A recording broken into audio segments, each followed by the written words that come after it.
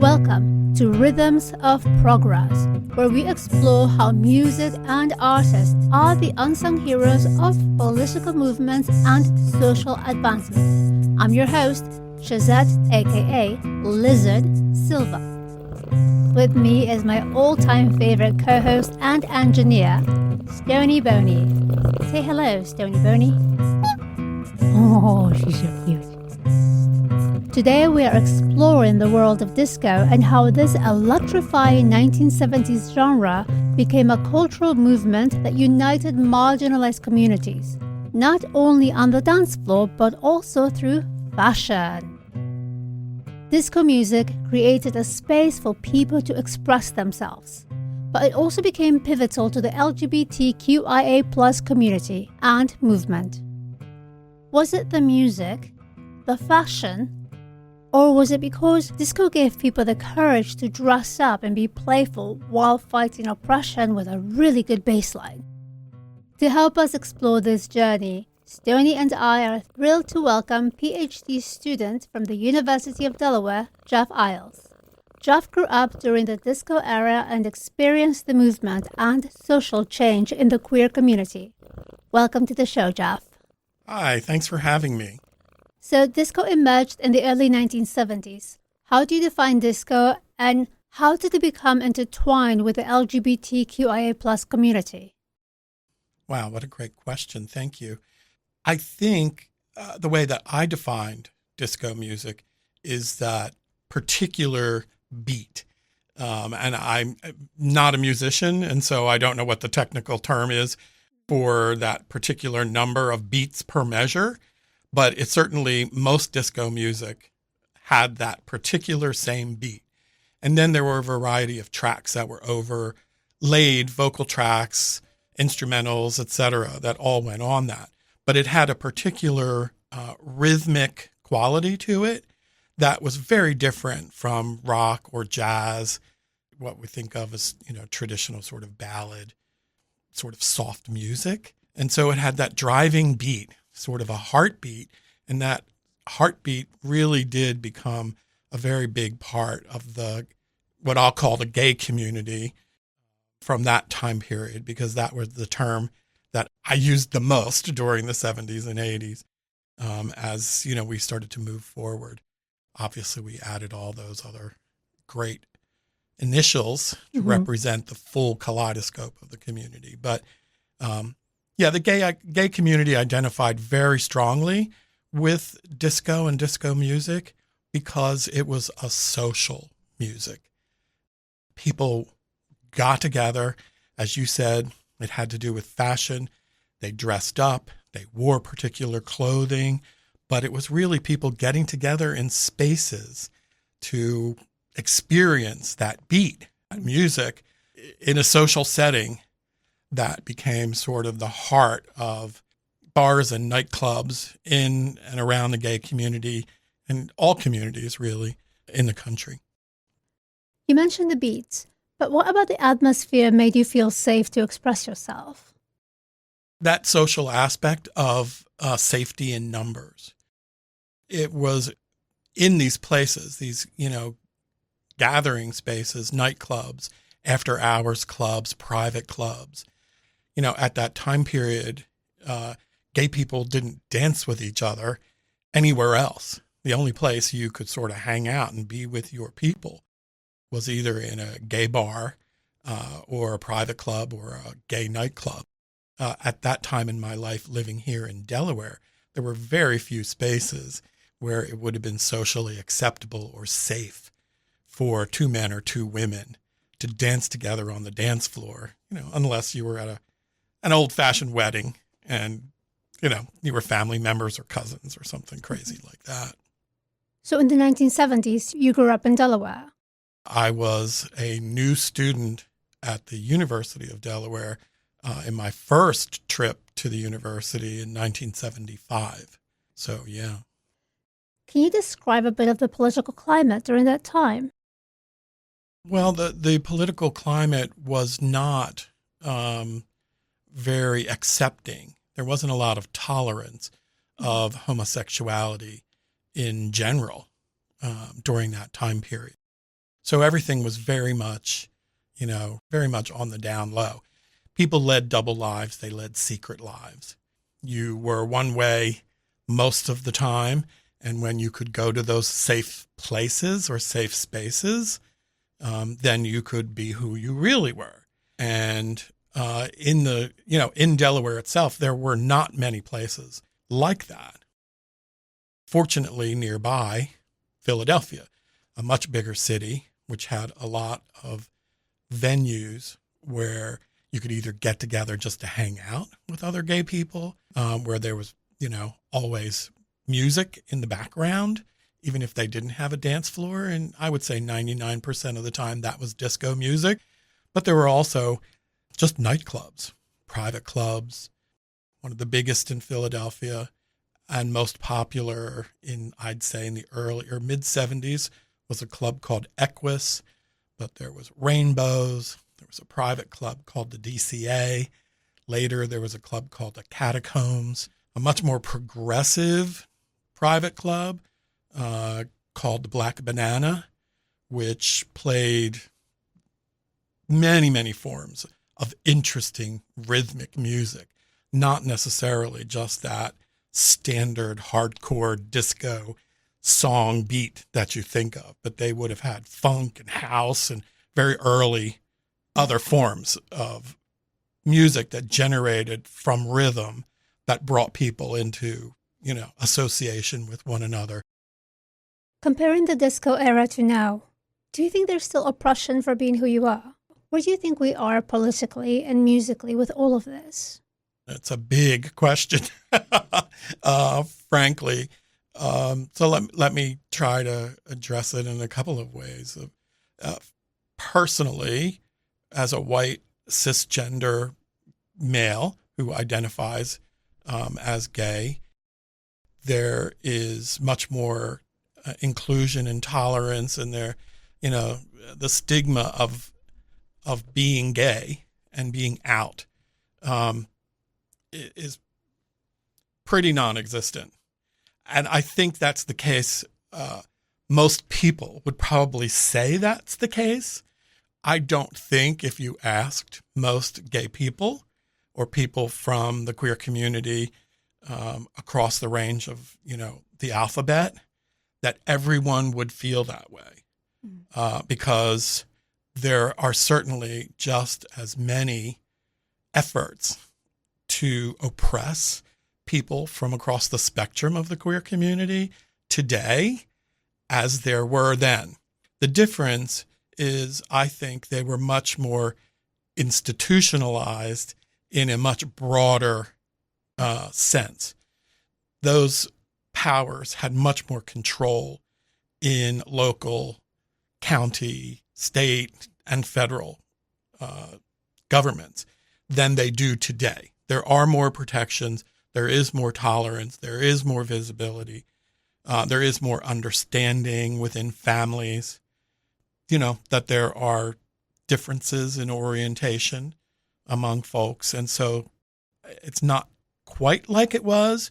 The hardest part for me as a person from this community now is to see the transphobia and to see the push to recriminalize certain individuals based on them embracing their authenticity and trying to live their lives in authentic ways. And it feels more like what it felt like then in the 70s and 80s, to be in the fight, to be recognized that you had the same rights to be who you are as anyone. I feel like that is the same fight. It's an extension of it. Frankly, I hope more and more people get behind the trans rights movement. And if you ever need help, here are 2 resources. More are linked in the episode notes. The TrevorProject.org is 100% confidential and free to LGBTQIA+ young people. And transequality.org, where you can find legal resources. Rhythms of Progress is not sponsored by these organizations, but you deserve to know what is available for you. And seriously, you are not alone. I know it may feel that way sometimes, but you are not.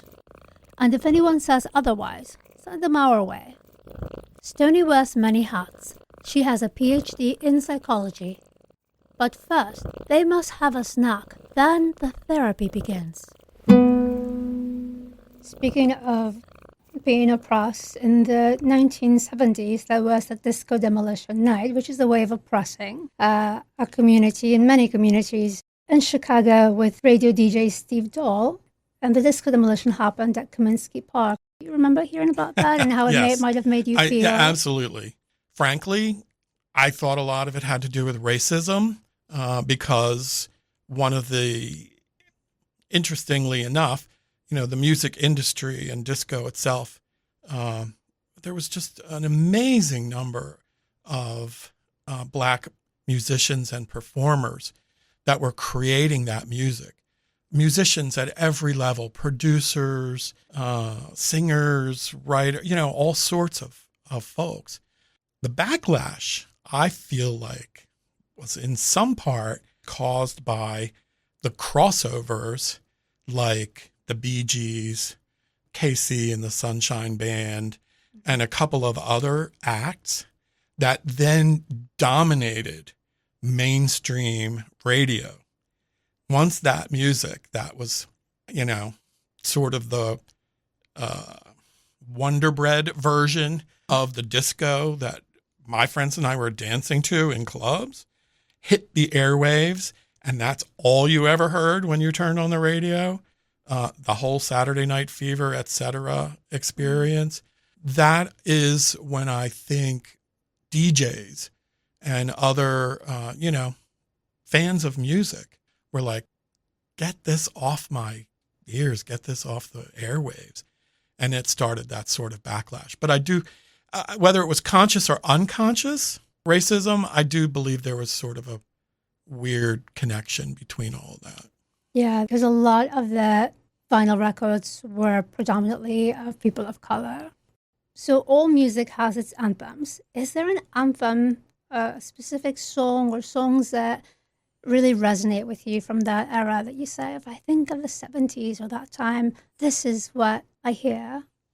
You're making me, I'm having, like cinematic memory flashbacks. Yes. One of the very first disco songs that I ever danced to in a public space was a song by Silver Convention called Fly, Robin, Fly.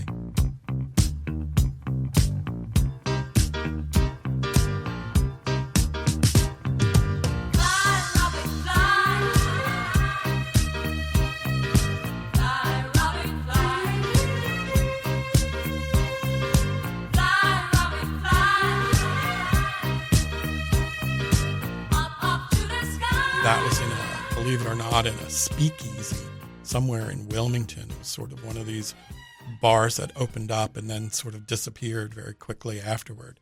But it was the first time I ever danced with, like someone asked me to dance.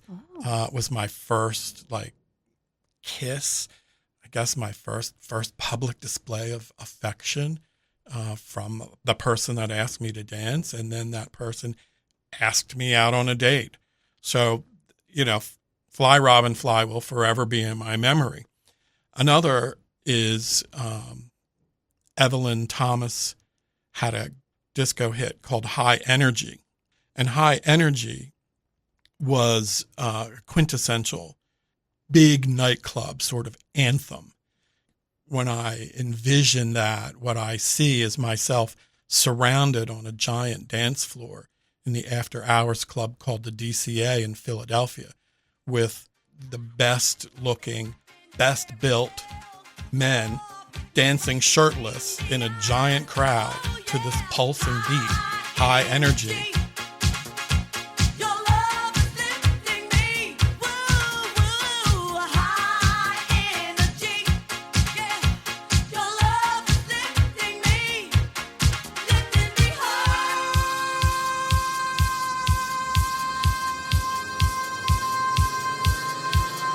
Having that musical rush that happens through the musicianship of it, taking me higher, high energy, taking me higher and higher, and sort of that pulsing beat where everybody is dancing at the same moment. All the heartbeats are in sync. So I have to assume, when we go to the theater, for example, and you're watching a play, all your heartbeats and your respiration, the audience, all happens to get in sync. I don't know where these studies are, but I know they exist. I've heard them talked about. Well, imagine that with 800 people on the dance floor, and that rhythm pulsing like that when you are inches apart and having that sort of experience. So those are two of them that stand out. The other two big ones, right? You can't not talk about Donna Summer and Love to Love You, Baby, which I think probably has as much airplay today as it ever did when it originally came out.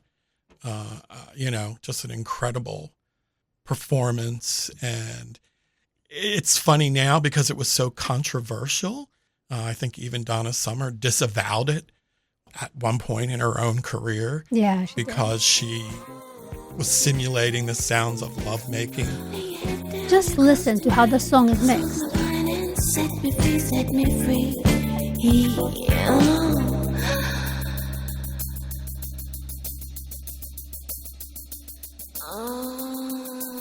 Love to love you, baby. Love to love you, baby. But, that was like unheard of at that time. So that was, incredible breakthrough. And the other person from that era who really defines disco for me is Sylvester. And Sylvester, trans performer who could sing anything and came from sort of a gospel choir background into music, San Francisco, and his music, big hits, Disco Heat, I think Do You Wanna Funk With Me? There's a bunch of them. The one that stands out most to me, because San Francisco was always a symbol for, beyond New York City, sort of freedom and acceptance and tolerance, was the song he wrote called Take Me to Heaven. Your look is right, the crowd is tight, so baby, let's flip out. Won't you take me to heaven? Take me to heaven. Oh, take me to heaven. We'll get higher. Oh, yes, sir. Oh, why don't you take me I always to saw San heaven? Francisco as a beacon, as a place where gay people could go and be who they are and were 24/7. You didn't have to live one life during the day and another at night. You just were. So I always associate Take Me to Heaven and San Francisco and Sylvester together because that's where he performed in clubs. And it also played on my then Walkman as I was landing on my first solo trip to San Francisco. It felt like a great invitation to come to the city, which, still holds a really important place in my heart. For those who don't know, a Walkman was a small plastic box about the size of a thick sandwich with buttons that looked like Legos. And you'd press one of those buttons and it would open. And you'd pop in a cassette, another smaller plastic box about the size of a deck of cards. And in that special magical plastic box was a brown ribbon. The ribbon was as wide as your average shoelace. And in that magical, fantastical ribbon, there was music coded in it. Remember those clunky buttons that looked like Legos? They used to make me feel like a spaceship pilot. You'd push one to listen to music, or rewind or fast forward to relive your favorite part. And when, not if, but when that ribbon got tangled up and decided to Ugh!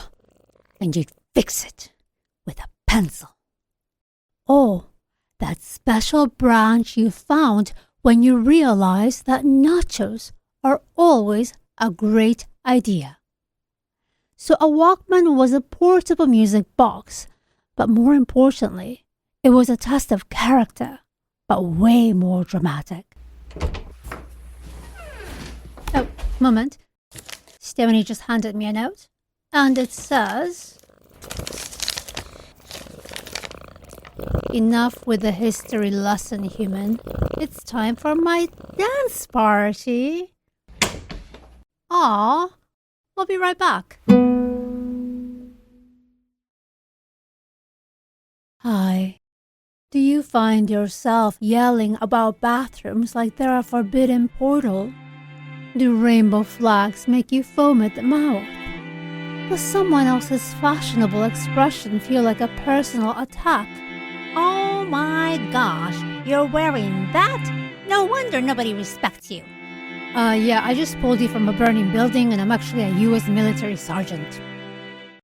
If you find yourself experiencing these symptoms, you may be suffering from strategic fear amplified by religious talk and scapegoating, also known as SFARTs.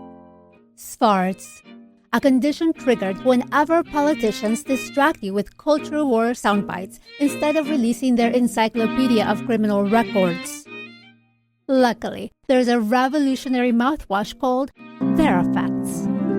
Verifacts, a treatment that detoxifies your brain from fear-mongering soundbites. Unlike picketing outside donut shops over pronouns, Verifacts actually helps and has been shown to increase your quality of life by not taking yourself so seriously. Side effects may include realizing that some politicians exploit the same psychological dynamics of abusive relationships, like manipulation and gaslighting, shifting blame and scapegoating to distract you from their crimes, instilling fear with fun words like bathroom, religion, immigrants, and us versus them, love bombing and threats like you're the chosen one, the real Americans, real people, isolating you. The media and everyone else is lying to you, only I tell you the truth.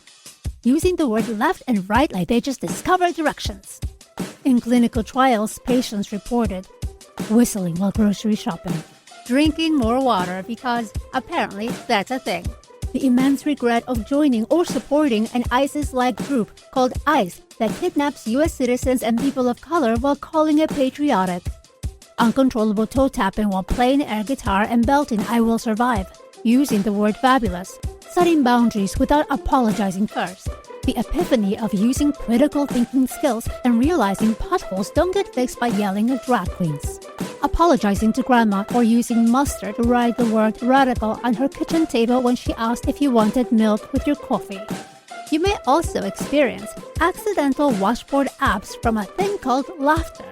The shocking realization that the use of a toilet is not a national crisis. No longer shouting radical at squirrels for planting you a tree. The worst side effect that has been reported is knowing things will take time to solve. But it starts with voting with your dollars. Talk to your doctor today about breaking free from SFARTs. Because joy isn't dangerous, but politicians using trans lives and people of color as props definitely is. This message is brought to you by the Society of Grandma's Kitchen Tables, reminding you it knows all your secrets. I didn't know that Sylvester was a trans performer, so thank you for that education. I know we looked at him in our class. Clearly, I forgot that. Well, Very important part. I think it's like all of that thinking, the descriptions of how people portrayed themselves and how they were portrayed by others. But I think it's pretty accepted at this point. So being in Delaware, listening to rock during the day, then finding your haven in disco, and then going to San Francisco, what did that transition feel like while you're in midair and then landing there? Because we change our physiology to, based on certain situations. That's how we that's how we stay safe. What is that like to feel as San Francisco is a place where you can be yourself? Yeah, I mean, it's so empowering when you leave a place where you are a subset of the whole, and you suddenly become the whole. You become the, I mean, it seems too easy just to say you're in the minority and then you become the majority, because there are other things that go along with those terms that I don't necessarily think about in this context. But you're sort of everywhere instead of being some places. Like you can be here and there, you can be who you are here, but not there. And when you hit San Francisco, you are who you are, regardless of where you are. Doesn't mean that there aren't people in San Francisco who may not feel comfortable. Or, of course, sure, there are people like that everywhere. But it's the social fabric was the opposite, say, of what it was like here. New York certainly had incredible community as well. I didn't spend as much time in New York. New York seemed more daunting to me personally. But I know that people felt that same way. For example, living in New York during those time periods in certain areas. Mm-hmm. I don't know that we could describe all of New York as the same feel as the way you can think of all of San Francisco City proper. What makes one place feel like a haven for you where the other one doesn't? I mean, that's a great question. Did music play a part in it? I don't know that I can really, at least for you, generalize. For me, here's one thing I will share with you. The only big street parties I've ever been to in my life have been in San Francisco. Oh. I was in San Francisco one year for New Year's, which was one of my favorite times of the year to go there, on New Year's Eve. And on Castro Street, for example, everyone in every bar, and there are bars and discos all over that area, but every restaurant, anything that was open and wherever people were, the entire population poured out into the middle of the street and had a spontaneous dance party at the stroke of midnight. Drag queens with giant 50-foot boas were unwinding them and stringing it across the street and blocking traffic. People jumped out of their cars and started dancing in the street. And it was disco music they were dancing to that was pouring out of somebody's boombox. I've also been, it's the only city I've ever been to where they would take a giant, like 50, 25 foot across disco ball and hang it from a giant crane in the middle of an intersection and put Klieg lights on it and have spontaneous dance parties. A big shout out to our brave queer ancestors who fought for our rights. Thank you for doing the challenging work. Let's honor them by picking out the right shoes, strutting down the street to a bottomless brunch, and celebrate their fabulousness.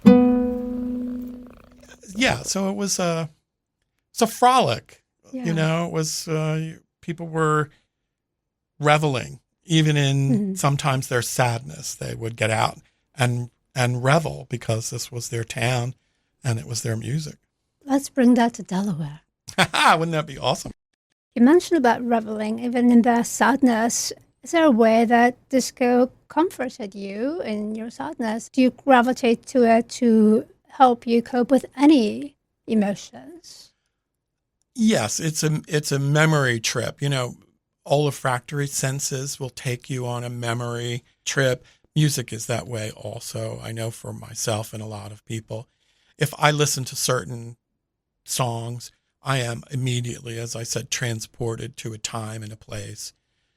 In Ghost Cards, I write the story of one of my friends, Michael, and Michael and I used to go dancing. In fact, all of, in my life as an out person, when I left Delaware, moved to Philadelphia and lived out openly. Even though I was out in Delaware, I was not out to everyone. But once I got to Philadelphia, I was out everywhere all the time. And we went dancing at least 2 nights a week, sometimes more. But we also, Michael and I would go to dance, and he loved a song which drove me crazy at the time by Laura Branigan called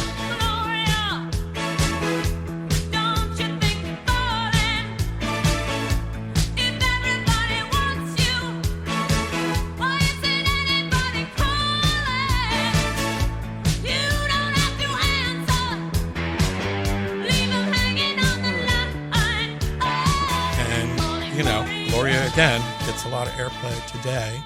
And, whenever I hear that song now, I'm transported to how many times, whether I liked the song or didn't, we were on a dance floor together dancing. Wow. Either in San Francisco, New York. I know we were in New York at least once. Dragged me onto the dance floor, Fort Lauderdale, Philadelphia, somewhere in New Jersey, at least, I'm sure. So it was that kind of thing. It was also a kind of a glue. When a song was hot, you could go from one city to another and become instantly part of your community. That energy sort of connected everybody. We don't often think about the communities that it builds, how it makes us feel less alone or seen. And music is just incredibly powerful. It is a glue. But do you still hear disco in some of the songs that, modern, do you hear the influence? Absolutely. Well, the sampling that goes on from, one musician to another. The rhythm, the bass guitar in Boogie Oogie Oogie, it's in at least a dozen other songs that I can think of. Listen to my bass,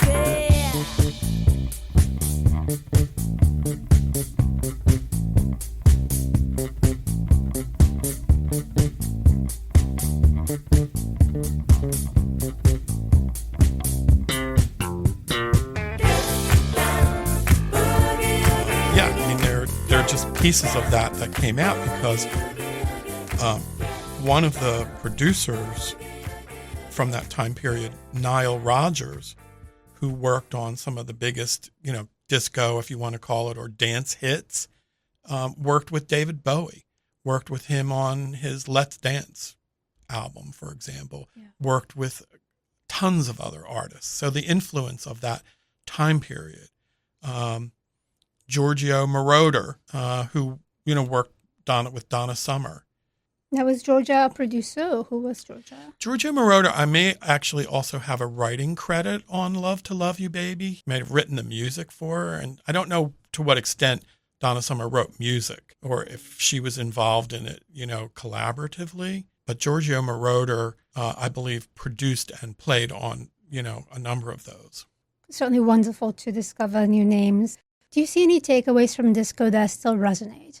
Yeah, I'm trying to lust, sort of that primal rhythm, that beat when, all of your senses are firing and you're in proximity, you're in community. Yeah, I think all of that is still very much with us.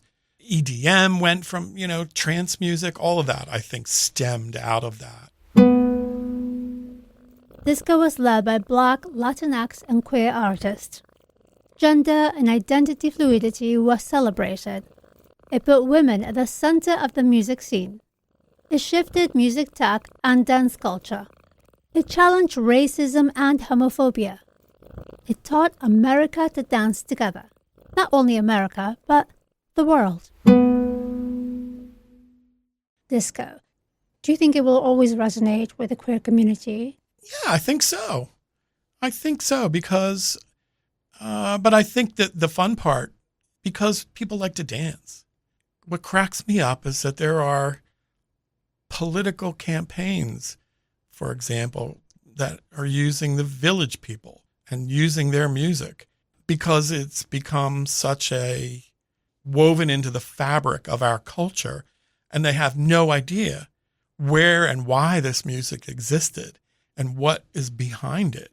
And some of those same people want to deny the people who created it and that first listened to it their rights and their existence. So it's really kind of funny to me that it's transcended its own sort of niche. You know, how many weddings don't have somebody playing that at some point? I find it really amusing when I see what used to be a symbol of, you know, a particular group of people at a particular time in history suddenly being just part of something that seems completely anathema to it. Well, thank you, Jeff. Is there anything else that you would like to add to this? No, thank you so much for asking me to talk with you about music, but disco music especially. It's been the soundtrack to a big part of my life. Disco will live on. In fact, some of your favorite songs and defining moments in music are straight from disco. Here's Dave Grohl talking to Pharrell Williams about it. The Nirvana record, I pulled so much stuff from the Gap Band and Cameo and Tony Thompson on every one of those songs. All that. That's old. It's old disco. That's all it is. Can I not hear that? Nobody makes the connection. That's straight up Gap Band. I told Tony Thompson that came to my house for a barbecue with somebody, and I was like, man, I just want to thank you because, you know, I owe so much. I've been ripping you off my whole life. He goes, I know. Whoa. Thank you for hanging out with us. And of course, Stoney and I are celebrating all the artists from the disco era by knocking this glass of water into a plant. Do it, Stoney. Yeah. Ooh, there's also glitter. Fun. We're going to have a dance party with our plants. Until next time, go check out some music. Have a dance party in whatever way is accessible to you. This episode was produced, mixed, and recorded by Shazette Silva. Transition music, parody commercial, and soundtrack was by them as well. And remember, honor your rhythm.